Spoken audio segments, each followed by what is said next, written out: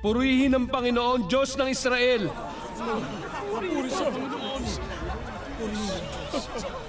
Panginoong Diyos, langit man ay hindi sapat upang inyong panahanan.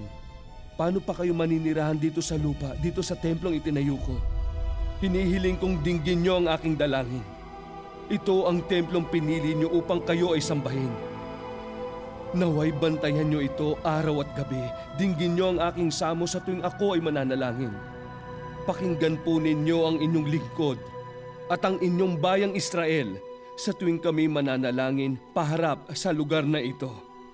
Pakinggan niyo kami buhat sa inyong tahanan sa langit at patawarin niyo po kami. Purihin ang Panginoon! Tinupad niya ang kanyang pangakong bibigyan tayo ng kapayapaan. Tulungan nawa tayo ng Diyos na masunod natin ang mga utos at pangaral na ibinigay niya noong paman sa ating mga ninuno.